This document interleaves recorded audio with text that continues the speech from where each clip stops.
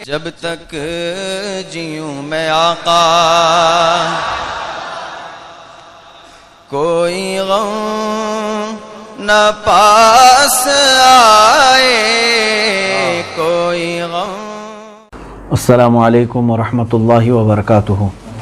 الحمدللہ وکفا وسلام علی حبیبہ المصطفیٰ، اما بعد فاعوذ باللہ من الشیطان الرجیم، بسم اللہ الرحمن الرحیم۔ ان اللہ وملائکتہ یصلون علی النبی یا ایہا الذین آمنوا صلوا علیہ وسلموا تسلیما۔ اللہم صل وسلم علی سیدنا محمد وآلہ وصحبہ وبارک وسلم صلاۃ دائمۃ سرمدا ابدا۔ عزیزان گرامی وقار، آج کی اس شب میں سورۃ القصص کی بعض آیات بینات کی تفسیر حاضر ہے۔ سورۃ القصص نام سے ہی آپ کو سمجھ میں آ رہا ہوگا، یہ قصہ اس کی جمع قصص ہے۔ عربی میں جیسے کسی پرانی گزری ہوئی بات کو سنانا، واقعہ، کہانی، تو در حقیقت اللہ تبارک و تعالیٰ نے سیدنا موسیٰ کلیم اللہ علیہ الصلوۃ والتسلیم کی زندگی کے بیشتر واقعات اس میں بیان فرمائے ہیں، اور وہ تمامی لوگوں کے لیے عبرت ہیں۔ اللہ رب العزت نے پورے کائنات کے لیے لوگوں کو اپنی خدائی کا اظہار فرمانے کے لیے اس میں کئی انمول چیزیں ہمیں بیان فرمائی ہیں۔ بات یوں ہے کہ موسیٰ علیہ الصلوۃ والتسلیم کے زمانے میں جو فرعون تھا، فرعون جو ہے کوئی وہ ایک شخص نہیں ہے جس کو ہم فرعون کہتے ہیں۔ فرعون بادشاہ ہے، مصر کا جو بادشاہ ہوتا تھا اس کا لقب فرعون ہوتا تھا۔ تو اس طرح کے تقریباً 18 فرعون آئے ہیں، 17 یا 18 فرعون آئے ہیں اس زمانے کے۔ یہ جو فرعون تھا بڑا ظالم و جابر تھا، شدت پسند تھا موسیٰ علیہ السلام کے زمانے میں۔ آپ سے پہلے اس نے خواب دیکھا تھا، اس نے خواب دیکھا اور اس سے وہ گھبرا گیا، یعنی ایک ستارہ ٹوٹ کر کے اس کے گھر پر گر گیا ہے جس سے آگ لگ گئی ہے، یا اس کی گود میں گرا یا اس کے گھر پر گرا جس کی وجہ سے سب آگ لگ گئی اور سب جل گیا ہے۔ دوسرے دن وہ پریشان ہو کر کاہنوں سے اپنے خواب کی تعبیر پوچھنے لگا۔ تو جو بڑے اس وقت کے مشہور کاہن تھے انہوں نے بتایا کہ عنقریب بنی اسرائیل میں ایک بچہ پیدا ہوگا جو تیری سلطنت کو ہلاک کر دے گا، تیری سلطنت کو ختم کرنے کا سبب بنے گا۔ تو اس نے اسی دن بنی اسرائیل کے ساتھ ایسی نفرت کا اظہار کیا، کیونکہ وہ بنی اسرائیل میں نہیں تھا، ان کو قبطی کہتے ہیں۔ فرعون جو ہے جس خاندان سے، ان کو قبطی کہا جاتا ہے۔ ایک روایت میں ہے بنو عمالقہ جس خاندان سے وہ تعلق رکھتا تھا۔ بہرحال تو اس نے بنی اسرائیل کے لیے اعلان جاری کر دیا اپنے محل سے، شاہی محل سے، کہ جو بھی بچہ پیدا ہوگا اسے قتل کر دیا جائے گا، جو لڑکا پیدا ہو اسے قتل کر دیا جائے گا، لڑکیوں کو نہیں مارا جائے گا۔ قرآن پاک میں اس کا تذکرہ کئی جگہوں پر ہے، پہلے پارے میں بھی ہے، اللہ تبارک تعالیٰ نے فرمایا، پھر 13ویں پارے میں بھی ہے، اور پھر یہ 20ویں پارے میں بھی ہے، یذبح ابناءہم ویستحیی نساءہم، یعنی بنی اسرائیل کے بیٹوں کو وہ ذبح کر دیتا تھا اور لڑکیوں کو زندہ چھوڑ دیتا تھا۔ اس نے 1 سال کے اندر 12,000 بچوں کو قتل کروایا۔ کس وجہ سے؟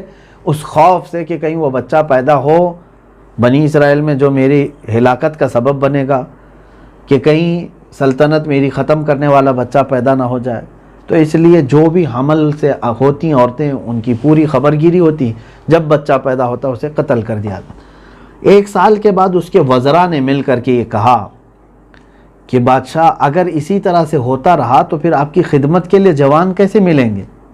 آپ کے خدمتگار جب بوڑھے ہو جائیں یا پھر یہ ریٹائرڈ ہو جائیں تو نئے خدمتگار آپ کو کیسے ملیں گے اگر سب کو قتل کیا جائے؟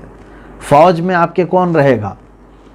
پھر اس نے یہ کیا کہ ٹھیک ہے 1 سال قتل کر دیا جائے گا اور 1 سال چھوڑ دیا جائے گا۔ 1 سال قتل کیا جائے گا بچوں کو اور 1 سال چھوڑ دیا جائے گا۔ وہی تھیوری شاید کورونا کے سسٹم میں لائی گئی ہے کہ صبح 7 سے لے کر شام کے 7 تک چھوڑ دیا جائے گا، بعد میں پھر بند کر دیا جائے گا۔ بھائی سمجھ میں آنے کی یہ بات ہے کہ بچہ پیدا ہونے والا وہ کسی بھی سال پیدا ہو سکتا ہے، 1 سال چھوڑنا اور 1 سال قتل کرنا۔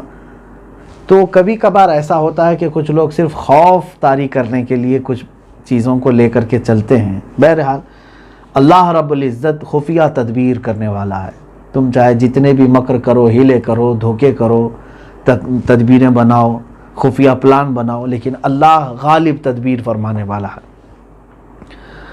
اسی زمانے میں حضرت موسیٰ علیہ السلام کی ولادت ہونی تھی۔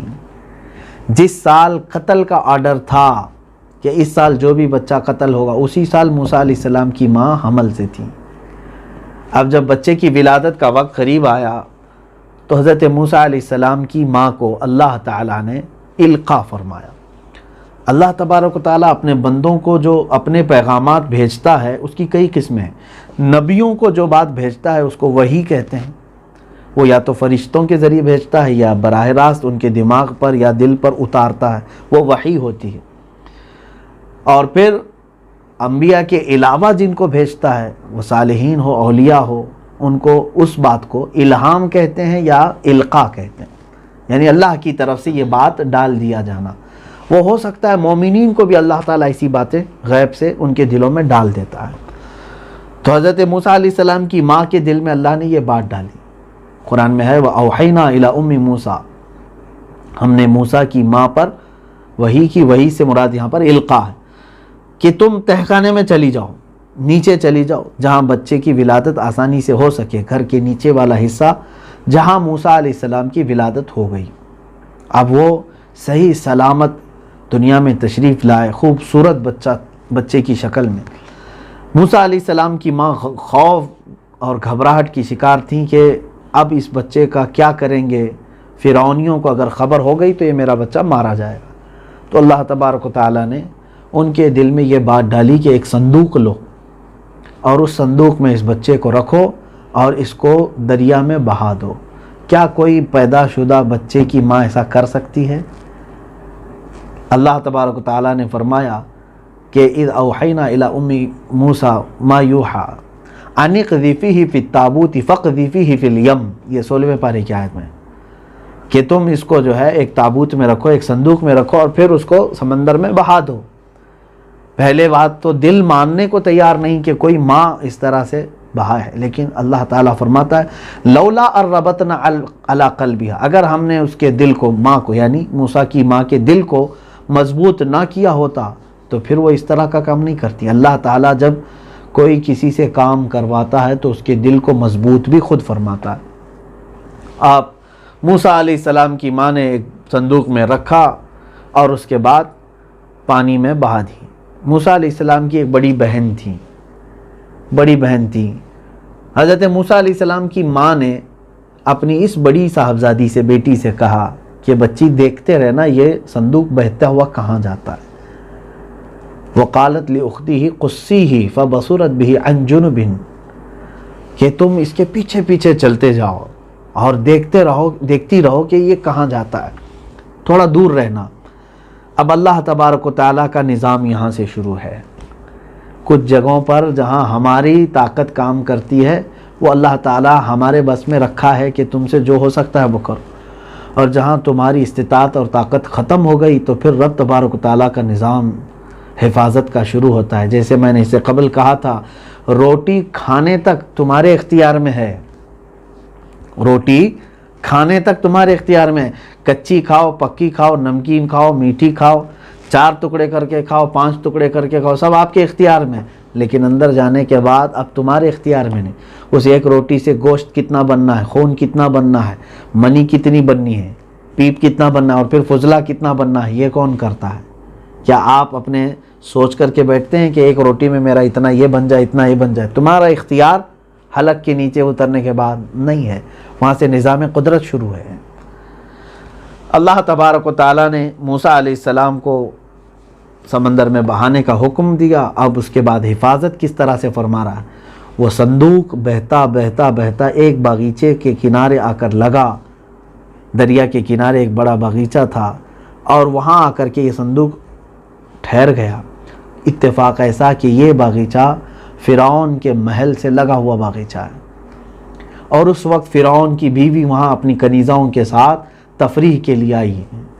جب صندوق بہتا ہوا ندی کے کنارے پہنچا تو اس وقت فرعون کی بیوی نے کہا کہ دیکھو اس صندوق میں کیا ہے۔ کنیزوں نے اٹھایا، دیکھا ایک بالکل حسین و جمیل خوبصورت بچہ ہے، اٹھا کر کے لائیں، بچہ ہے اس کے اندر۔ تو فرعون کی بیوی نے لیا اور اس کے بعد پیار کیا، اور اس وقت اتفاق ایسا ہے کہ فرعون کی کوئی اولاد بھی نہیں تھی، فرعون کی اولاد نہیں تھی۔ وہ اٹھائی اور لے کر کے اپنے محل میں آئی، فرعون سے کہا وقالت امرأۃ فرعون قرۃ العین لی ولک لا تقتلوہ، فرعون نے کہا کہ یہ بچہ کہاں سے آ گیا ہمارے گھر میں، مار ڈالو اس کو، قتل کر دو۔ تو اس نے کہا، بیوی نے کہا مت قتل مت کرو، ہو سکتا ہے تمہاری اور میری آنکھوں کی ٹھنڈک کا ذریعہ بن جائے، یہ عسیٰ ان ینفعنا او نتخذہ ولدا، اس سے ہم کوئی فائدہ اٹھائیں گے، یہ ہمارا بچہ رہے گا اور ہم اس کو بیٹا بنا لیں گے۔ فرعون اپنی بیوی کی بات مان لیا اور موسیٰ علیہ السلام کو اپنے محل میں رکھ لیا بیٹا بنا کر کے۔ اندازہ کریں جس خوف سے یہ ہلاک کر رہا ہے، جو بچہ آ کر کے سلطنت کو اس کے ہلاک کرنے والا تھا، وہ بچہ کوئی اور نہیں، کون ہے؟ موسیٰ علیہ السلام ہے۔ لیکن رب تبارک و تعالیٰ اسی کے محل میں موسیٰ علیہ السلام کو پہنچا دیا۔ اس کے بعد نظام قدرت اور میں آپ کو بتاؤں کس انداز سے، کہ فرعون نے اعلان کر دیا کہ شاہی گھرانے میں ایک بچے کی پرورش ہو رہی ہے۔ فرعون کو پہلے جو شک تھا کہ یہ کہیں ایسا بچہ نہ ہو جو ہلاک کرے، بیوی نے یہ کہہ کر کے اس کا شک دور کر دیا کہ جس خواب میں تو نے بچے کو دیکھا وہ بنی اسرائیل کا ہے، یہ تو ندی میں بہتا ہوا آیا ہے، پتہ نہیں کہاں سے بہتا ہوا آیا ہوگا۔ خیر، حضرت موسیٰ علیہ السلام کی اب دودھ پلانے کا مسئلہ آیا۔ اللہ تعالیٰ فرماتا ہے وَحَرَّمْنَا عَلَيْهِ الْمَرَاضِعَ مِن قَبْلِ، دایائیں آئیں دودھ پلانے والی جو دودھ پلا سکتی تھیں، لیکن موسیٰ علیہ السلام نے کسی بھی دایا کا دودھ نہیں پکڑا پورے دن۔ قرآن کہہ رہا ہے ہم نے ساری دایائیں ان کے لیے حرام کر دی تھیں موسیٰ علیہ السلام پر، کسی دایا کا دودھ آپ نہیں پی رہے تھے۔ موسیٰ علیہ السلام کی بہن وہاں پر قریب میں تھی، انہوں نے کہا موسیٰ علیہ السلام کی بہن نے شاہی لوگوں سے کہ میں ایک عورت کو جانتی ہوں جس کا دودھ ہر کوئی بچہ پی لیتا ہے، اس دایا کو اگر آپ کہیں تو میں بلاتی ہوں۔ کہا کہ ٹھیک ہے، اس کو بھی ایک ٹرائی کر کے دیکھ لیا جائے۔ شہر کی بڑی بڑی جو مشہور خواتین ہیں بچوں کے پالنے میں، دایا بننے میں، وہ سب آ کر کے چلی گئیں، تم بتاؤ کون سی دایا ہے۔ تو موسیٰ علیہ السلام کی بہن اپنی ماں کو لے کر کے آئی، دایا بنا کر کے لے کر کے آئیں۔ تو آپ کی گود میں جب دیا گیا تو موسیٰ علیہ السلام نے اپنی ماں کا دودھ لیا اور پینا شروع کر دیا۔ یہ ہے نظام قدرت۔ اللہ رب العزت کہاں پرورش فرما رہا ہے، جبکہ دوسرے سارے بچوں کو وہ قتل کر رہا ہے، اور جس بچے کے متعلق اس نے خواب دیکھا وہ اسی کے محل میں پرورش پا رہے ہیں۔ اور ایسا نہیں کہ فرعون کے گھر میں کسی اور دایا کا دودھ پی کر کے، بلکہ اللہ تعالیٰ انہیں خود ان کی ماں کا دودھ پلا کر کے پال رہا ہے۔ اللہ کریم ہے، جب وہ تدبیر فرماتا ہے تو ساری دنیا کی تدبیریں دھری کی دھری رہ جاتی ہیں۔ ہوا بھی ایسے کہ آپ کی پرورش ہوتی رہی، موسیٰ علیہ السلام کی ماں نے خود ان کو دودھ پلایا، وہ بھی شاہی محل میں۔ جب آپ کی عمر مبارک 1 سال کی یا 2 سال کی تھی تو فرعون اور اس کی بیوی بیٹھے تھے دسترخوان پر۔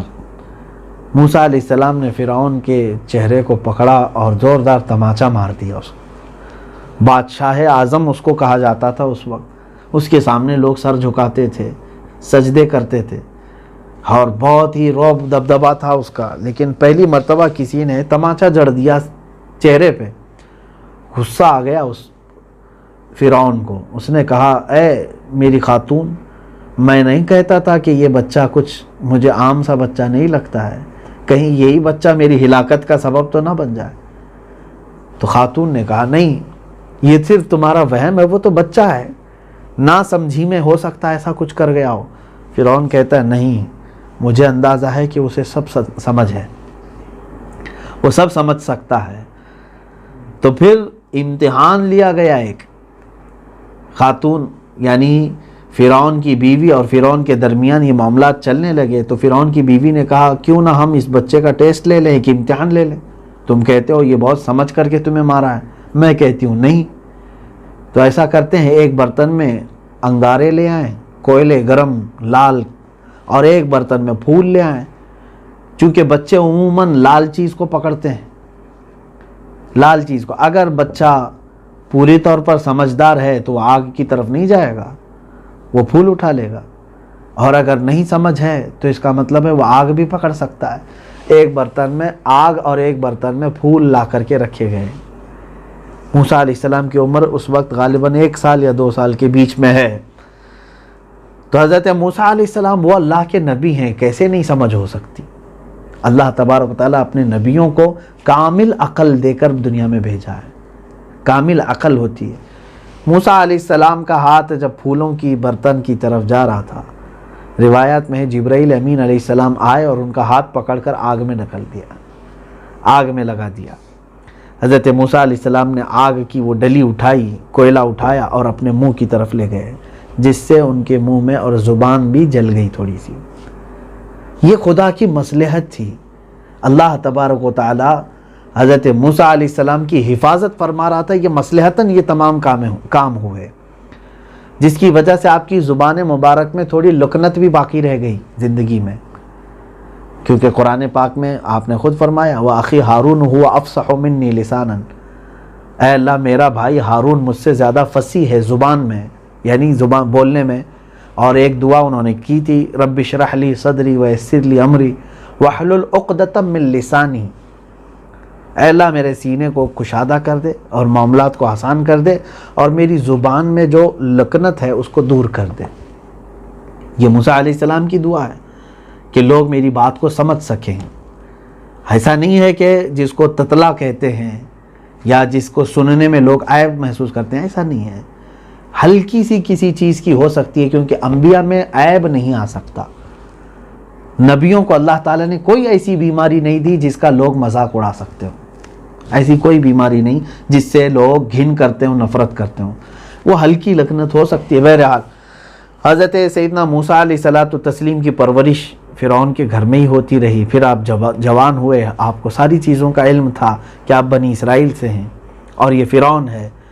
اللہ رب العزت کی وحدانیت کا تصور آپ کے ذہن و دماغ میں ہمیشہ رہا۔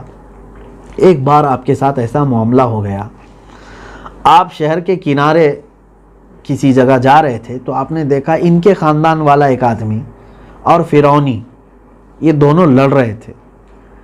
تو ان کے خاندان کا جو آدمی تھا وہ پکارنے لگا، وہ بنی اسرائیل کا تھا اور وہ ایک فرعونی تھا۔ اس نے کہا کہ اے موسیٰ مدد کرو، میری مدد کرو، میں مظلوم ہوں، یہ مجھے مارے جا رہا ہے۔ موسیٰ علیہ السلام کو غصہ تھا ہی فرعونیوں کے اوپر۔ آپ نے ایک گھونسا لگایا اس کو، فَوَكَزَهُ مُوسَى فَقَضَى عَلَيْهِ، قرآن میں ایک آپ کی مار پڑی، وہ بیچارہ مر ہی گیا، وہ فرعونی ختم ہی ہو گیا۔ موسیٰ علیہ السلام کا ایک گھونسا کھا کر کے وہ ختم ہی ہو گیا۔ حضرت موسیٰ علیہ السلام کو افسوس ہوا کہ یہ کیسا کام ہو گیا مجھ سے ایک آدمی قتل ہو گیا۔ اللہ کی بارگاہ میں آپ نے دعا بھی کی، وہ دعا ہے قرآن پاک میں، رب اغفر لی، اے اللہ میری تو مغفرت فرما دے۔ بہرحال اس کے بعد آپ حضرت موسیٰ علیہ السلام اپنے ہاں آ گئے اپنے مقام پر۔ دوسرے دن پھر اسی مقام پر دیکھا، پھر وہ آدمی جھگڑ رہا تھا۔ کون؟ وہی بنی اسرائیلی اور ایک کے ساتھ۔ آج پھر وہ پکارنے لگا مدد کے لیے۔ موسیٰ علیہ السلام نے کہا تو ہی غلط ہے، کل میں نے جس کو مارا وہ میرے ہاتھ سے مر گیا بیچارہ، اب میں تجھے نہیں چھوڑوں گا۔ تو جیسے ہی اس حضرت موسیٰ علیہ السلام کو اس نے بڑھتے ہوئے دیکھا، اسے کل کا حشر تو معلوم تھا، ایک گھوسے میں تو دنیا سے چلے ہی جاتے ہیں۔ تو اس نے چلا کر کے کہا ان ترید وما ترید الا ان تکون من، آیت ہے اللہ، اس نے کہا فلما ان اراد ان یبطش بالذی هو عدو لهما قال یا موسیٰ اترید ان تقتلنی کما قتلت نفسا بالامس ان ترید الا ان تکون جبارا فی الارض۔ اس نے کہا اے موسیٰ کل جیسے تو نے ایک کا قتل کیا ہے، کیا آج بھی ایسے قتل کرنا چاہتے ہو؟ تم زمین پر جبر کرنا چاہتے ہو؟ اور یہ کہہ کر کے وہ جان چھڑا کر بھاگ گیا اور جا کر کے سب بتا دیا کہ موسیٰ کے ہاتھ سے ایک فرعونی مر گیا ہے۔ حضرت موسیٰ علیہ السلام کے متعلق جب فرعون کے یہاں یہ بات پتہ چل گئی تو وہ وزراء اس کے سب موسیٰ علیہ السلام کو گرفتار کرنے کے لیے وہاں سے نکل پڑے۔ تو ایک نیک آدمی تھا، وہ آ کر کے موسیٰ علیہ السلام سے اس نے کہا اے موسیٰ فرعون کے وزیر اور اس کے سپاہی سب تمہیں گرفتار کرنے آ رہے ہیں، فوراً تم یہ شہر چھوڑ کر کے نکل جاؤ۔ حضرت یہ پورا تفصیل سے جیسے قرآن پاک میں اسی طرح سے اللہ تعالیٰ نے بیان فرمایا۔ موسیٰ علیہ السلام وہ شہر چھوڑ کر نکل پڑے۔ حضرت موسیٰ علیہ السلام وہاں سے جب نکلے تو مدین ایک جگہ کا نام قرآن پاک میں آیا، مدین شہر میں آپ پہنچے۔ آپ ایک دوسرے گاؤں میں پہنچے تو ایک ایسے جگہ پر پہنچے جہاں کنویں پر بھیڑ لگی ہوئی تھی، بہت سارے لوگ پانی بھر رہے تھے، اور آپ بھی اس کنویں کے پاس گئے کہ میں بھی کچھ پانی انہیں پی لوں۔ لوگ جو ہے اس پر ٹوٹے ہوئے تھے، لیکن کنارے دو لڑکیاں کھڑی تھیں جو بھیڑ میں نہیں آ رہی تھی، انتظار کر رہی تھی اپنے باری آنے کا۔ تو موسیٰ علیہ السلام بھیڑ کو ہٹا کر کے گئے اور ڈول سے پانی انہوں نے نکالا، مضبوط تھے اس وقت، جوان طاقتور تھے، پانی نکالا، اور وہ جو بیچاری دور کھڑی لڑکیاں تھیں ان کو آپ نے پانی پلایا، خود بھی پیا اور ان دونوں لڑکیوں کو پانی بھر کے بھی دیا، مدد کیا۔ تو ان دونوں لڑکیوں نے کہا کہ اے نوجوان، تو ہمارے ساتھ چل ہمارے گھر، ہم تجھے اس کی اجرت دلا دیں گے جو تو نے ہمارے ساتھ مدد کا معاملہ کیا ہے۔ ہمارے باپ بہت اچھے آدمی ہیں، بہت سخی آدمی ہیں، تمہیں اس کی اجرت دے دیں گے۔ حضرت موسیٰ علیہ السلام ان کے پیچھے چلتے رہے، یہ بھی قرآن پاک میں۔ فجاءته احداهما تمشي على استحياء قالت ان ابی یدعوک لیجزیک اجر ما سقیت لنا، میرے باپ تمہیں بلا رہے ہیں، جو تم نے ہمیں پانی پلایا ہے اس کی اجرت دے دیں گے۔ موسیٰ علیہ السلام چلتے ہوئے ان کے گھر آئے۔ یہ گھر کوئی عام گھر نہیں تھا، یہ لڑکیاں جس گھر کی تھی ان کے باپ حضرت شعیب علیہ السلام تھے۔ شعیب علیہ السلام کی یہ دونوں بیٹیاں تھیں۔ حضرت موسیٰ علیہ السلام نے ان کے پاس اپنا پورا واقعہ بیان کیا تو انہوں نے کہا قال لا تخف، ڈرو مت، نجوت من القوم الظالمین، تم ایک ظالم قوم سے بچ کر کے آئے ہو، اب یہاں پر رہو، آرام سے رہو۔ ان کی بیٹیوں میں سے ایک نے کہا کہ ابا جان ان کو کچھ اجرت دے دیں، انہوں نے پانی پلایا ہے ہم کو اور پانی نکال کر کے دیا ہے۔ تو اجرت میں انہوں نے کیا کہا؟ حضرت شعیب علیہ السلام نے کہا میں اپنی ان دونوں بیٹیوں میں سے کسی ایک کا نکاح تمہارے ساتھ کرنا چاہتا ہوں۔ اور مہر میں کیا رکھا گیا؟ کہا کہ میرا باغیچہ ہے اس کی 8 سال رکھوالی کرو۔ حضرت موسیٰ علیہ السلام تیار ہو گئے، نکاح ہوا ان کی بیٹی کے ساتھ، اس بات پر کہ وہ 8 سال تک حضرت موسیٰ علیہ السلام بلکہ 10 سال ان کے ساتھ گزارے ان کے باغیچے میں۔ کس کے؟ حضرت شعیب علیہ السلام۔ اور اس کے بعد ایک وقت آیا جب اپنی خاتون خانہ کو لے کر، اپنی بیوی کو لے کر، جن کا نام تاریخ میں حضرت صفورہ بتایا گیا ہے، وہ بڑی وفا شعار خاتون تھی، حضرت موسیٰ علیہ السلام ان کو لے کر کے چلے، کیونکہ اب سفر پر تھے۔ تو ایک رات ایسی آئی کہ ان کو آگ کی ضرورت پڑی۔ آگ اس وقت ایسے نہیں کہ ماچس لگائے، لائٹر لگائے، کہیں سے آگ کے درخت ہوتے تھے، ڈالیاں ہوتی تھیں، ان کو پتھروں سے گھستے تو آگ نکلتی تھی۔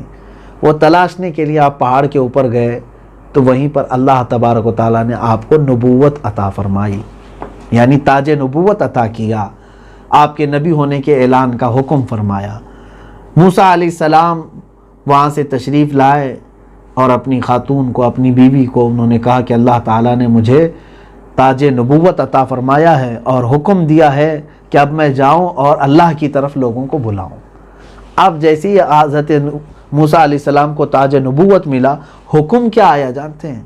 جاؤ اذهب الى فرعون انه طغى، جاؤ فرعون کے پاس، وہ بہت سرکش ہو گیا ہے، اس کو جا کر کے تبلیغ کرو۔ اب اندازہ کریں کہ نبوت کا ایک بار، نبوت کا منصب اور نبی کی ذمہ داری کتنی اعلیٰ ہے کہ فوراً کہاں بادشاہ وقت کو تبلیغ کا حکم اللہ کی طرف سے آیا، اور رب تبارک و تعالیٰ نے فرمایا کہ معجزے کے طور پر 2 چیزیں تمہیں دی جا رہی ہیں۔ موسیٰ علیہ السلام کے پاس ایک لکڑی ہمیشہ رہتی تھی جس سے آپ پتے جھاڑتے تھے، بکریاں ہانکتے تھے، اور کبھی اس سے ٹیک لگا کر کے بیٹھتے تھے۔ موسیٰ علیہ السلام کے پاس وہ جو عصا ہوتا تھا، لکڑی، اللہ تعالیٰ نے فرمایا اے موسیٰ اس لکڑی کو زمین پر ڈالو۔ جیسے آپ نے زمین پر ڈالا، دیکھا کہ وہ ایک خوفناک اژدھا بن گیا۔ تو سیدنا موسیٰ علیہ الصلوۃ والتسلیم گھبرا گئے۔ اللہ تعالیٰ نے فرمایا خذھا ولا تخف، ڈرو مت، اس کو پکڑ لو۔ موسیٰ علیہ السلام نے اس اژدھا کو پکڑا تو لکڑی ہو گئی۔ یہ معجزہ موسیٰ علیہ السلام کو دیا گیا۔ اور دوسرا معجزہ تھا ید بیضا جس کو کہتے ہیں. آپ اگر جیب میں ہاتھ ڈال کر باہر نکالتے تو ہتھیلی سے اتنی تیز روشنی آتی جیسے کہ سورج چمک رہا ہو. رات کے وقت بھی اگر آپ اپنی ہتھیلی کو نکالتے سورج کی طرح سے روشنی آپ کے ہاتھ سے نکلتی تھی. یہ دو معجزے تھے آپ کے حضرت موسیٰ علیہ السلام کو. اچھا یہاں پر پہلے سے معجزہ دے کر کے ایک ٹرائل سے گزارا گیا. یہ سنت الہیہ ہے. موسیٰ علیہ السلام یہ معجزہ لے کر سیدھے فرعون کے پاس ہی چلے جاتے اور وہیں جا کر کے عصا ڈالتے اور خود گھبرا جاتے تو سامنے والے کو کیا لگتا کہ انہیں خود پتہ نہیں ہے, ابھی یہ خود گھبرائے ہوئے ہیں. تو یہاں پر ہمارے بعض فقہاء کرام اور بعض مفسرین نے فرمایا اللہ تبارک و تعالیٰ کی سنت یہ ہے کہ اپنے نبیوں کو پہلے تربیت سے گزارتا ہے اور اس کے بعد پھر دشمنوں کے سامنے اتارتا ہے. یا ہونا یہی چاہیے کہ آپ پہلے خود لیس ہوں علم سے, تقوی سے, پرہیزگاری سے, اور پھر دعوت کے میدان میں اتریں تو آپ کی زبان میں تاثیر بھی ہوگی اور سامنے والے کے اندر اثر بھی ہوگا. بہرحال وہ نبیوں کی بات تھی. سیدنا موسیٰ کلیم اللہ علیہ الصلاۃ والتسلیم تشریف لائے. اب جیسی آئے آپ نے فرعون کو دعوت دی, حق کی طرف بلایا. ابھی کتنا سخت معاملہ تھا. اس وقت آپ کے ساتھ حضرت ہارون علیہ السلام بھی ساتھ ہو گئے. ان کے بھائی تھے جن کو ابھی حضرت موسیٰ علیہ السلام کا وزیر بھی آپ سمجھ لیں, وہ ساتھ میں ہی رہتے تھے. فرعون کو جب انہوں نے دعوت دی تو فرعون نے انکار کر دیا کہ تم کس خدا کی بات کر رہے ہو, میں خدا ہوں, انا ربکم الاعلی, میں تم سب کا بڑا خدا ہوں. موسیٰ علیہ الصلاۃ والتسلیم سے جب اس کا مکالمہ ہونے لگا تو فرعون نے یہ سمجھا کہ موسیٰ کے پاس شاید کوئی بہت بڑا جادو ہاتھ آیا ہے جس کی وجہ سے یہ میرے پاس مقابلے کی بات کر رہا ہے. تو اس نے مقابلہ کرنے کے لیے کیا کیا کہ کیا ہے تمہارے پاس, کوئی چیز ہے جو تمہارے خدا کے صحیح ہونے کی نشانی. تو آپ حضرت موسیٰ علیہ الصلاۃ والتسلیم نے کہا میرے پاس نشانیاں ہیں. تو اس نے کہا کہ شاید یہ جادو ہے, تو میں کیوں نہ اپنے سارے جادوگروں کو بلاؤں. سارے جادوگر جتنے بڑے بڑے تھے اس زمانے کے, کیونکہ اس زمانے میں عروج پر تھا جادو. اور یہ دیکھیں ہر نبی کو اللہ تعالیٰ وہ معجزہ دے کر بھیجا ہے جو اس زمانے میں عروج پر جو چیز رہتی تھی. جادوگر آئے, فرعون نے سب کو پیسوں سے خریدا بھی تھا, کہا کہ تم اپنا جادو دکھا کر کے موسیٰ کو شکست دے دینا. موسیٰ علیہ السلام اور جادوگروں کا ایک میدان میں مقابلہ ہو رہا تھا. موسیٰ علیہ السلام نے کہا تمہارے پاس کیا ہے وہ دکھاؤ. سب ایک چھوٹی چھوٹی رسیاں لائے تھے, انہوں نے میدان میں چھوڑ دیا. تو جیسے ہی وہ میدان میں چھوڑا چھوٹے چھوٹے سانپ بن گئے اور رینگنے لگے. سب لوگوں نے, جتنے جادوگروں نے چھوڑا وہ سب کے سانپ بنے. یہ ہے نظر بندی. جادو کیا ہے؟ نظر بندی ہے. سانپ بنتے نہیں ہیں لیکن دکھتے ہیں. لیکن موسیٰ علیہ السلام کا جو تھا معجزہ تھا وہ نظر بندی نہیں بلکہ حقیقت میں سانپ بنتا تھا. موسیٰ علیہ السلام نے اپنا عصا چھوڑ دیا, وہ صرف ایک منہ کھولا اور پورے سانپوں کو نگل گئے. اب دوسرا منہ کھولتا تو جادوگروں کی طرف چلا جاتا. اتنا ہی تھا کہ سارے جادوگروں نے پکار کر کے کہا ہم موسیٰ کے رب پر ایمان لائے. موسیٰ علیہ السلام کے رب پر ایمان. جادوگر کا اتنی جلدی ایمان لانا یہ معمولی بات نہیں. کیوں؟ وہ جادوگر دیکھ رہے تھے, ان کی آنکھوں میں جو رسیاں انہوں نے ڈالی تھی وہ رسی ہی تھی. جادوگر کو معلوم رہتا ہے, دوسروں کو وہ دکھواتا ہے کہ یہ سانپ بنا ہوا ہے, لیکن خود جادوگر کو معلوم رہتا ہے کہ یہ رسی ہے. لیکن جب انہوں نے موسیٰ علیہ السلام کی لکڑی کو دیکھا کہ وہ لکڑی نہیں رہ گئی ہے بلکہ وہ حقیقت میں سانپ کا روپ دھار چکی ہے, کھا رہی ہے, تو ان کو یقین ہو گیا کہ یہ جادو نہیں ہو سکتا, یہ یقیناً کسی نبی کا معجزہ ہے. معجزہ اور جادو میں زمین آسمان کا فرق ہے. حضرت موسیٰ علیہ السلام پر وہ جیسے ایمان لائے, فلما جاء السحرة قال لهم موسى القوا, یہاں پر یہ 11ویں پارے میں ہے, 19ویں پارے میں ہے, 9ویں پارے میں ہے. یہ سب آیتیں جو جادوگروں کے ساتھ آپ کا مقابلہ ہوا 16ویں پارے میں ہے. تو اس کے بعد فرعون نے یہ دیکھا کہ موسیٰ علیہ السلام سے اس کی سلطنت میں بڑا فتنہ ہو سکتا ہے.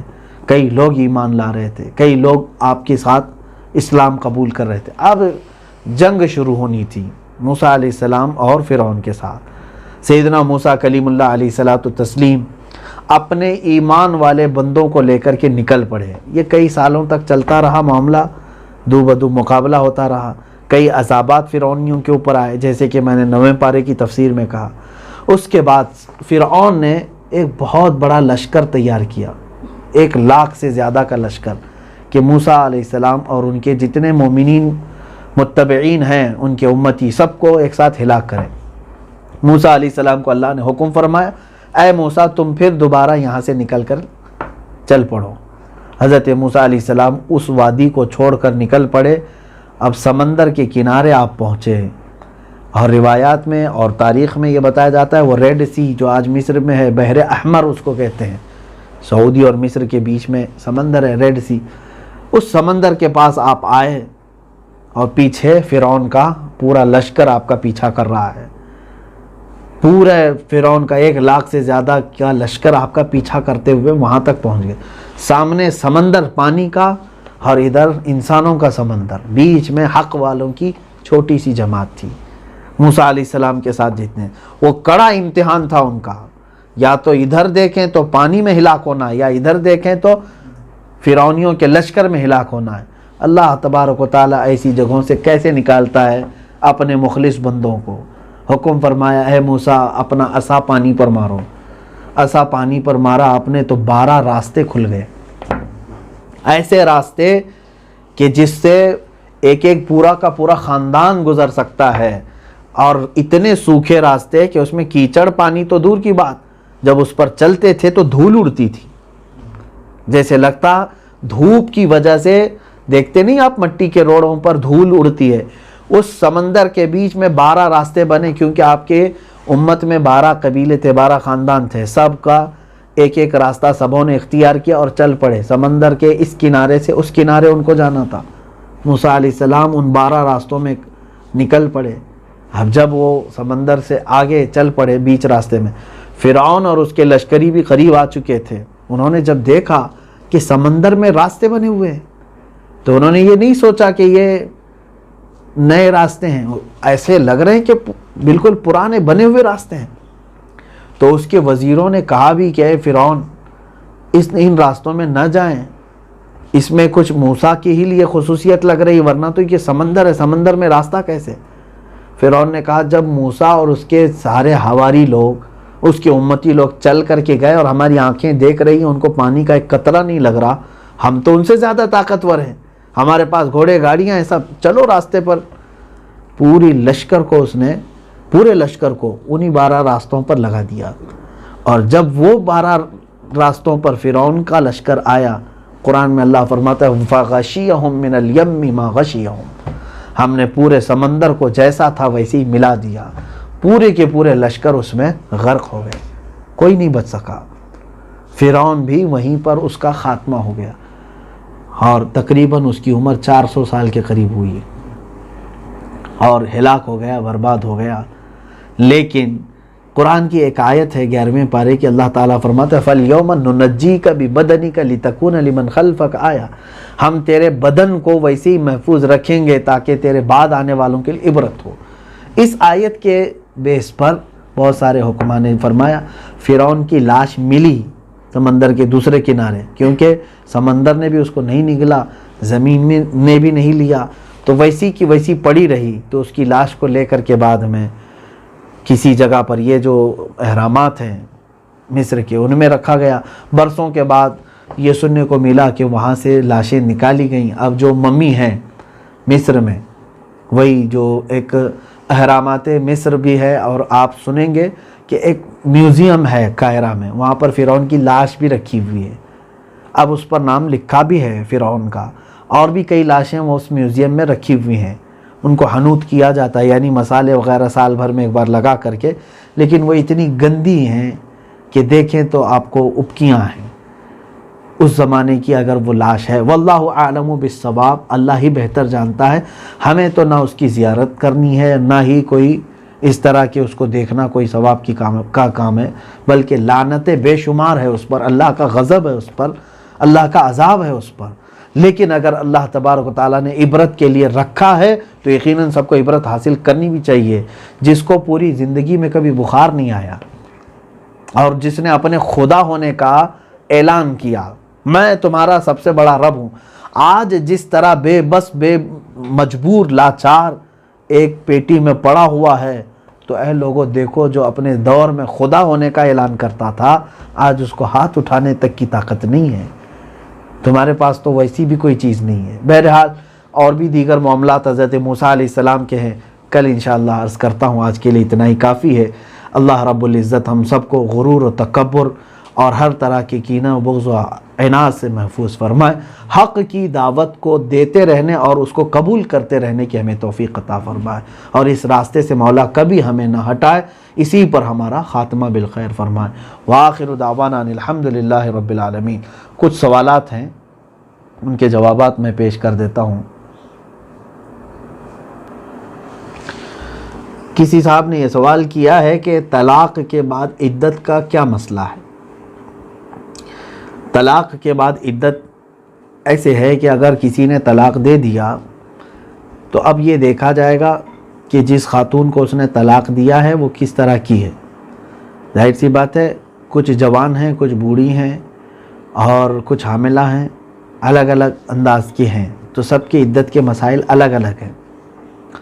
اگر مدخولہ ہے، مدخولہ کا مطلب یہ ہے کہ جس کے ساتھ اس نے جمع کیا ہے اور اس کے بعد طلاق دیا ہے، تو طلاق کے بعد اگر حمل نہیں ہے تو 3 حیض آنے تک اس کی عدت ہے، چاہے وہ 3 حیض اس خاتون کے 3 مہینے میں آئیں کہ 4 مہینے میں آئیں کہ 6 مہینے میں آئیں، 3 حیض ختم ہو جانے کے بعد اس کی عدت ختم ہو گئی۔ یہ طلاق کی عدت میں بتا رہا ہوں، طلاق ختم ہو جانے کے بعد یہ عدت ہے، اس کے بعد پھر وہ دوسرے سے نکاح کر سکتی ہے۔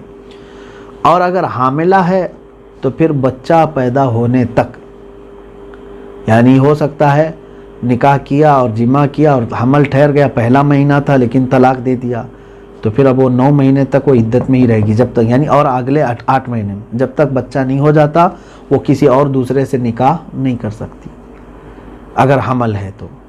اسی طرح سے سن ایاس کو جو پہنچی ہیں، اب ظاہر سی بات ہے جن عورتوں کا حیض ہی نہیں آتا، بند ہو گیا، اب ان کے لیے 3 حیض، جیسے کہ میں نے بتایا 3 حیض طلاق کی یہ عدت ہے، ان کے لیے یہ عدت نہیں ہے، ان کے لیے الگ ہے۔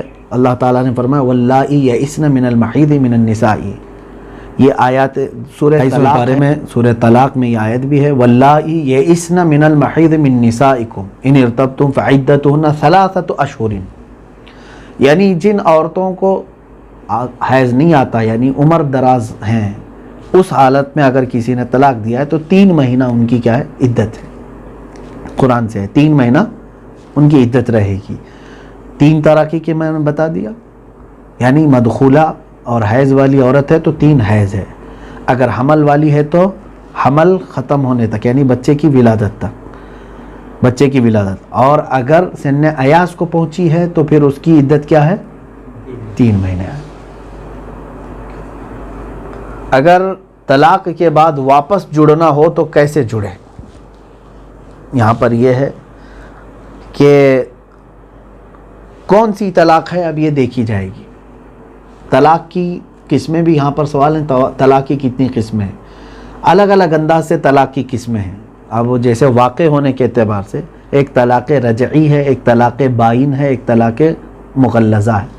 طلاق رجعی کا مطلب ہے کہ جیسے 1 طلاق بولا، 2 طلاق بولا، اور عدت ختم ہونے سے پہلے چاہے تو اس عورت کا ہاتھ پکڑ کر کے پھر واپس لے لیا کہ نہیں چل تو میری بیوی ہے، ہو گئی، وہ واپس آ گئی طلاق، اس کو کہتے ہیں طلاق رجعی۔ یہ طلاق رجعی ہے، اس میں کوئی دوسرا نکاح وغیرہ کرانے کی ضرورت نہیں ہے۔ اب ہے طلاق مغلظہ جو سخت ہے۔ طلاق مغلظہ میں ہوتا یہ ہے کہ 3 طلاق بول دیا، چاہے وہ ایک ہی بار میں بولا ہو یا مہینہ مہینہ کر کے بولا ہو یا 10 سال میں 3 بار بولا ہو۔ طلاق تیسری بار جیسے ہی اس نے بول دیا اپنی بیوی کو، اس کے لیے وہ حرام ہو گئی، اشد حرام، اسی لیے اس کو غلیظ کہا گیا، مغلظہ۔ اب وہ عورت اس کے لیے دوبارہ اس وقت تک حلال نہیں ہوگی جب تک کہ وہ کسی اور دوسرے مرد سے نکاح کرے، اس کے ساتھ رہے، پھر وہ دوسرا مرد اسے طلاق دے، پھر اس کی عدت گزار کر چاہے تو پہلے والے مرد سے پھر نکاح کر سکتی ہے۔ یہ اصول ہے کہ ایک بار 3 طلاق دینے کے بعد ڈائریکٹ پھر تم اس عورت کو اپنے نکاح میں نہیں لے سکتے جب تک کہ وہ اب اس کو کچھ لوگ حلالہ کہتے ہیں. حلالہ جیسا کوئی لفظ شریعت میں استعمال نہ کریں، وہ نکاح جدید ہے. وہ حلالہ بول کر کے بدنام کرنے کی کوشش کرتے ہیں. ہمارے ہاں حلالہ کوئی چیز ہے ہی نہیں.